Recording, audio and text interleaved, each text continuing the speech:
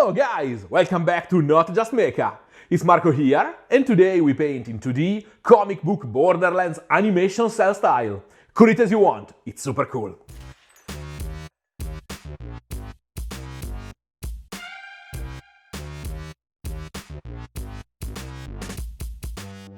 If we want to be picky, these styles are all slightly different, but they come for sure from the same root, using the same key ideas to produce the optical illusion of volume. And this process is one of the best exercises you can do to better understand the effective use of value and contrast.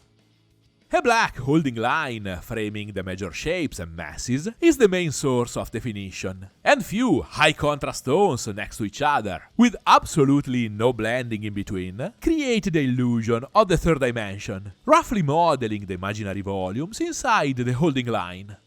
At least this is the process on paper and 2D media. We have to tweak a bit the formula to make it work in 3D. You can totally do this on miniatures, and the result is extremely quick and effective. But to better show the process, I chose to use the large surfaces of a big figure that shares a natural affinity with this style. Plus, I'm an otaku and a One Piece fan, and I really missed painting this kind of stuff. Don't forget to drop a like to help the diffusion of this video and the channel, and of course subscribe to join my painting journey in every corner of the hobby. And if you want to support my work, check my Patreon page, where you can find articles, extra material and the real-time footage of my videos, with every single little line and brushstroke. Thanks a million, guys! This tutorial begins in Korea, where the food is great, monsters can roam free in public parks, bathrooms have great panoramic views, reindeer are incredible dancers, and where I discovered that my wife is a claw machine prodigy. She won a ton of cool stuff. I always start this kind of projects separating all the pieces I can. Then a good rubbing with isopropyl alcohol to remove greasy residues. A quick pass with a big soft brush to remove dust and little particles left by the towel. And a coat of acrylic matte varnish that I use as a translucent primer to set a receptive surface for the next layers of paint, still having all the original tones showing through. This minimizes the value and chromatic jump between the local tones and the new color, that this way doesn't need a thick application to build up its proper hue and full opacity. I give priority to the skin, setting the mid-tone with the airbrush to get a perfectly smooth layer. And later I'll apply most of the other basic hues, simply using a big brush, because I hate masking. And this is a personal trope. Even if I'm chasing a 2D effect, I like to see a subtle difference in the grit of the different materials. Since the whole work is about managing the value and tone of the blocks of color, I feel the need to base the big scar in the middle of the chest, to better understand and separate the shapes I'm working with.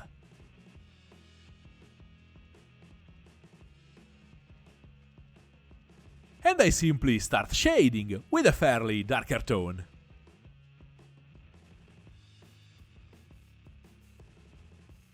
You can easily get the false perception that I'm drawing more than painting, because my references are proper comics, not even fancy painterly covers. And my final look wants to catch that two-dimensional feel. But what I'm doing in reality is the most painterly thing on earth. Drawing! You start the work by framing the white void of paper with a holding line to define structures and masses. But working on a figure, I already have that information from its actual 3D masses. So I start directly blocking the chromatic shapes. And this is the mindset of oil painters on canvas, for example. For them, this is only the first stage of the process, and then the shapes are blended in a flowing continuity. But the real point here is the synthesis of reality into geometry and blobs of colors, and how important this way of seeing reality is for any visual artist.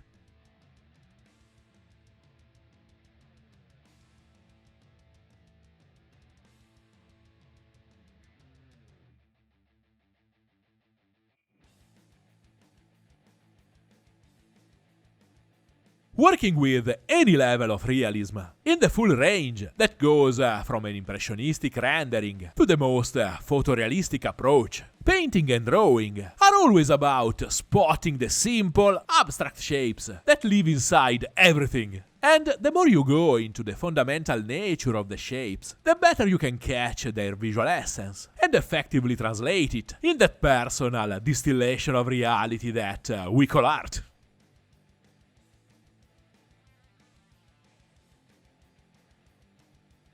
My plan for the skin is to use a simple version of the animation cell style that uses just 3 tones to create the illusion of a full light to shadow progression. And this dark ochre is my only and final shade for this frontal area exposed to the main light. Later, I'll use a bit of proper brown in the back to set the extra darker tone of the shadows projected by the shirt on the most hidden parts of the skin. But that is just a last minute addition in what's basically a blind spot. So I officially consider this layer as my one and only shadow. To avoid creating confusion in the viewer and sell the idea of a natural progressive shade from my general light beige ochre mid-tone, I simply use a darker ochre. From the chromatic point of view, this is more or less all the complexity you need for this kind of work. I'm aiming to a high contrast 3-value system, but to be technically correct, the absolute simplest version of this approach is the one using just 2 values. That works particularly well on the small volumes of miniatures. This is the system used in most of the standard episodes of anime and cartoons, to speed up the process and minimize the work and its cost. While in higher budget animated movies, you usually tend to see the more progressive shading with multiple tones.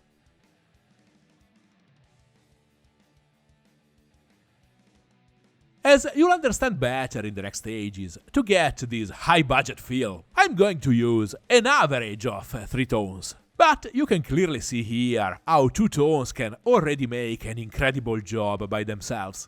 So the actual number of shades that you choose to use is more about your taste and reference than some kind of rule.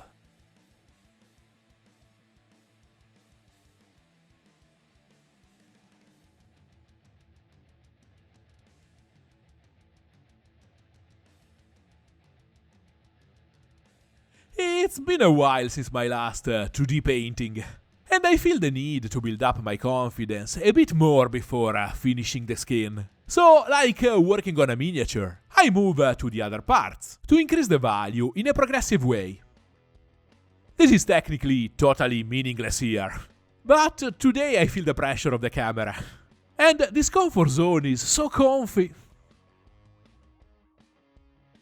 For the shirt, I've planned a 4 tones progression, mostly moved into the lights, so I start from a slightly dark mid-tone, to give them space to grow from the base. Using 4 tones, I can render better the soft, flowing nature of this fabric, and the variety of volumes and folds I have here. And I'm still in the average of the 3 colors, so everything is legal.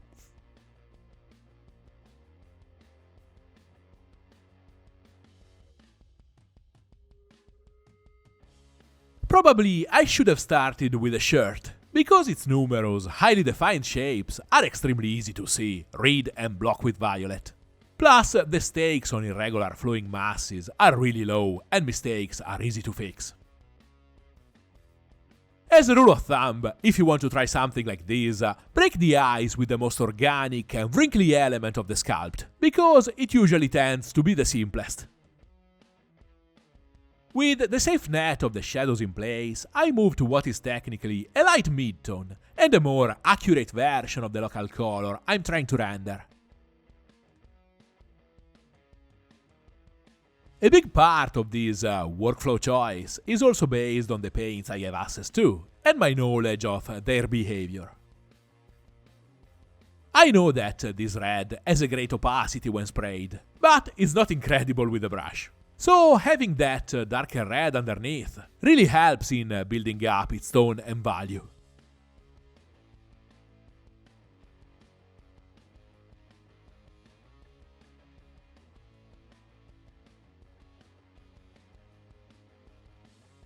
You probably noticed that the finish of the parts changes quite often.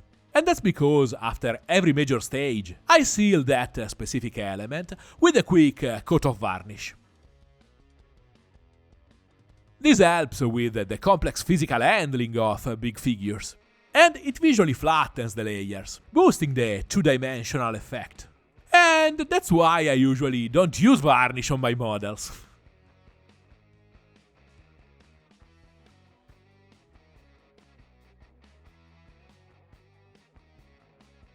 Again, I don't have the guts to complete this progression, and I move to other things like priming in color the other main elements.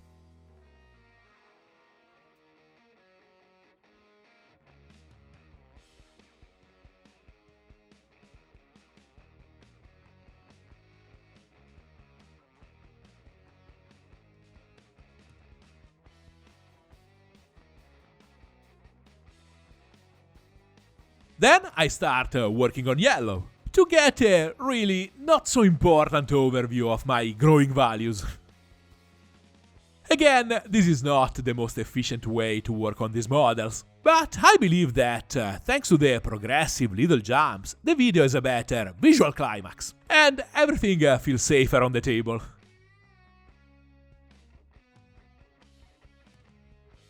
Like working on the light colors of the skin, I start from the mid-tone, and I layer shadow and light on top of its light value.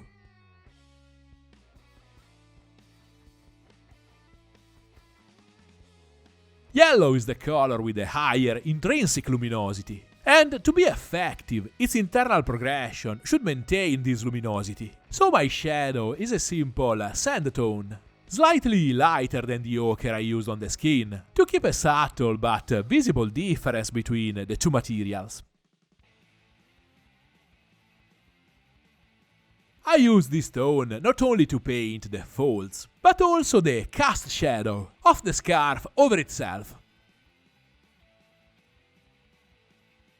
And I do the same in the back, because of the virtual lack of light under the floating shirt.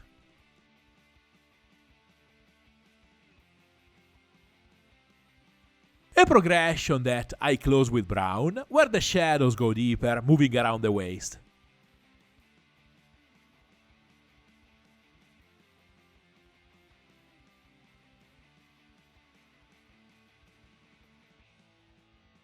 I'm too chicken to paint the highlights, so I move to the hat.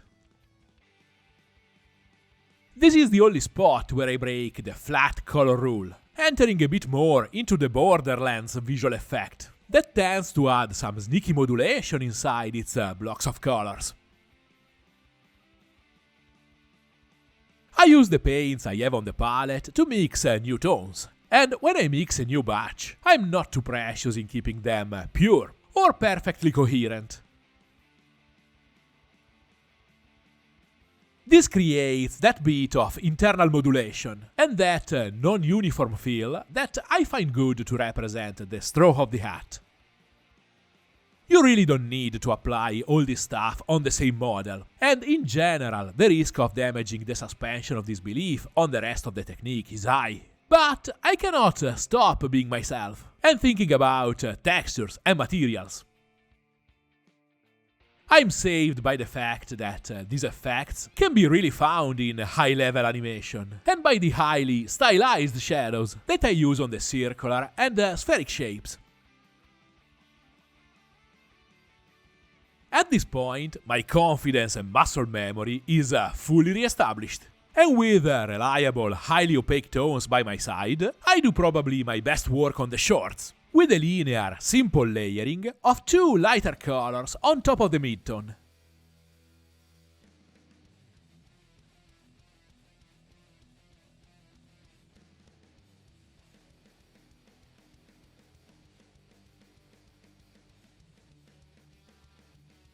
Folds and wrinkles are extremely well defined, and the brush does all the work by itself, adapting its shape on the thin, gentle volumes.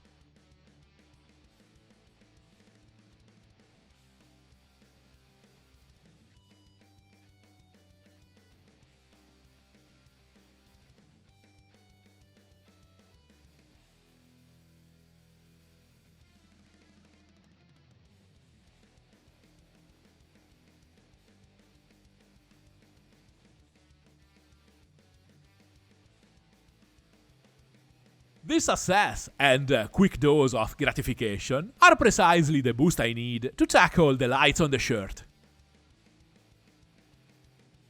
My main reference for the general feel of the scheme are the covers of the manga, and in 99% of those pictures, the lights are created using white and its consequent desaturation. I want a general cold sensation for this scene, so adding white to a light magenta is my way to move into the cold side of the color wheel, still quickly moving to high values. Plus, I want to move away from the peachy tones of the skin, to maintain a strong difference between the two blocks of warm tones.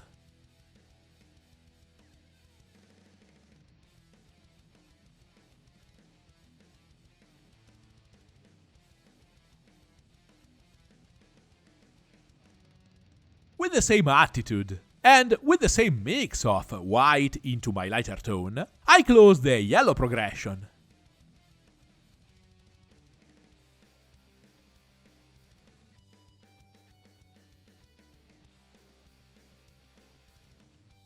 With every new stage, the work becomes easier and easier, part because of the progressive stretching of hand and brain, and part because I have to handle only smaller shapes inside the ones already established. So there is objectively less thinking, less problem solving, and less physical work to do. And as consequence, less stress and more speed. And I can't resist adding extra volume to the shorts, but only in the frontal side, to set the idea of lower values in the back, under the floating shirt. Okay, now I have the courage to paint again the skin.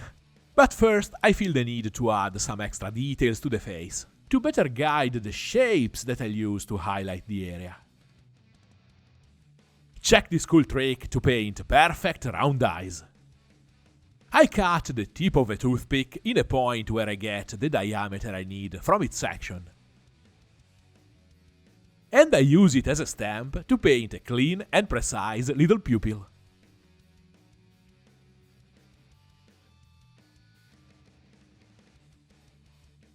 To maintain the coherency of the simplified chromatic progression, my light is again a simple mix of the base tone plus white. The tone itself is again only marginally important, and the whole effect is carried by the strong, simplified value jump. Oh, and of course by the shape of these masses of light. I tend to minimize their importance in the explanation because I feel that the sculpt is informing me directly on the kind of shapes it needs to pop out. But arrived at this point of the work, I realized that a big component is my passive and proactive exposure to comics and animation that is clearly filling a few interpretation gaps, especially when working on flat, open areas. Again, folds and wrinkles are naturally easier. All this just to say, keep some reference material on the table to solve doubts and tricky situations.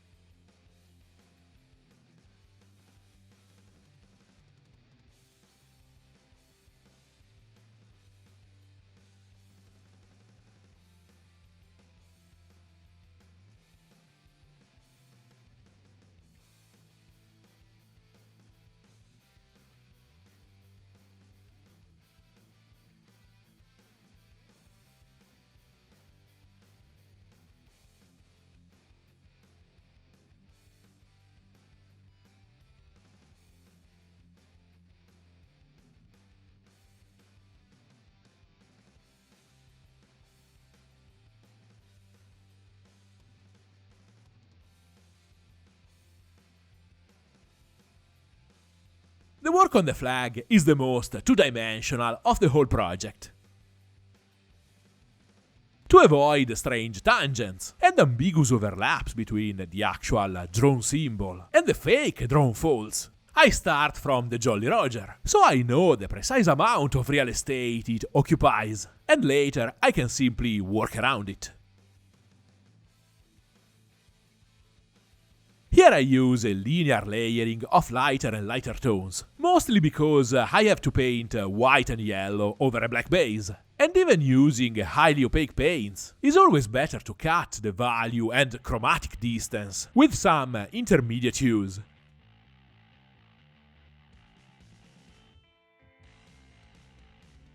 The work on the lights is extremely quick and stylized, using just 2 lighter shades of grey, and I try to leave as much black as I can, to avoid losing too much the perception of the basic local color.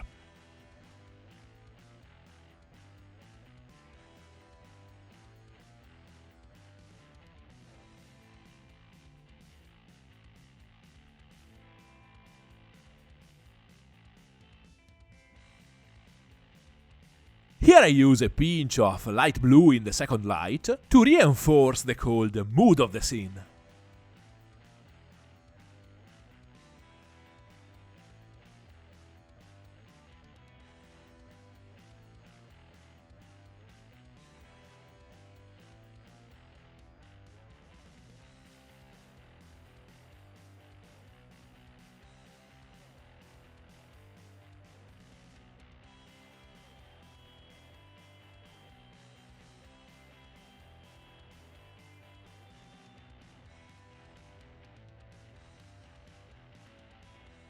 The very last stage is what makes the whole difference, and definitely sets the illusion of an actual drawing on paper.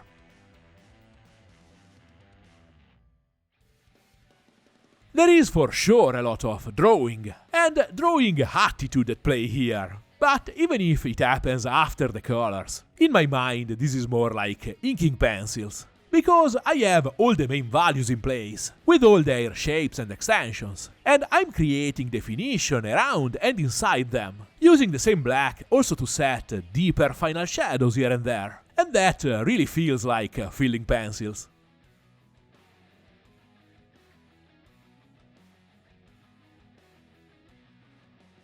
To define this stage, at least mentally, from the point of view of miniature painting, you can consider it as a dark panel lining, where the line is the border of your shadows, and at the same time, like an edge highlight, because even the extreme lights, probably even more than the shadows, need to be contained by a holding line, and separated from the white paper.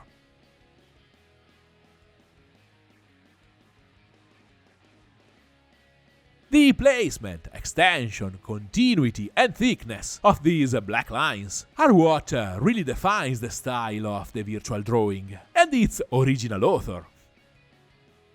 In the average manga and anime, they have usually a reliable, constant thickness, and they remain mostly thin, sharp and well-defined, with sometimes, especially manga, thin floating lines in the inner shapes. If you're working on a Western type of character and inking, you'll probably have to use thicker lines and much more cross-hatching. The Borderlands visual effect uses a ton of super thin but not sharp and mostly disconnected lines, plus a ton of little scratches and dots to represent weathering, dirt and add visual noise in the open areas. But again, at the end, it mostly depends on the artist that you are referencing. A good, solid set of references is the key to catch the soul of a specific inking style.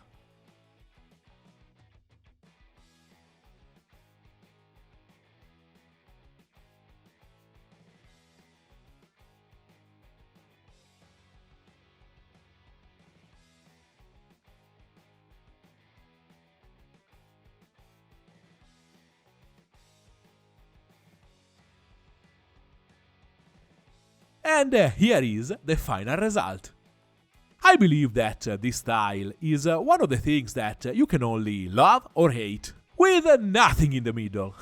But even if you fell into the second category, I suggest you to try it anyway. Maybe just as a pure technical exercise. Because the amount and depth of information and knowledge you get simply tinkering with the process is something crazy.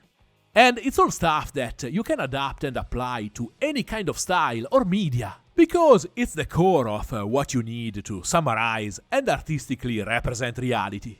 So go outside, squint your eyes to make everything blurred, and look at those beautiful blobs of colors all around you to understand what I mean. You can thank me later. Oh, and of course, read more comics.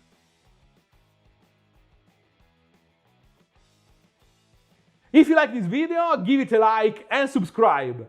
Remember that you can ask me anything down below with a comment, and you can follow my projects during the week using one of my socials.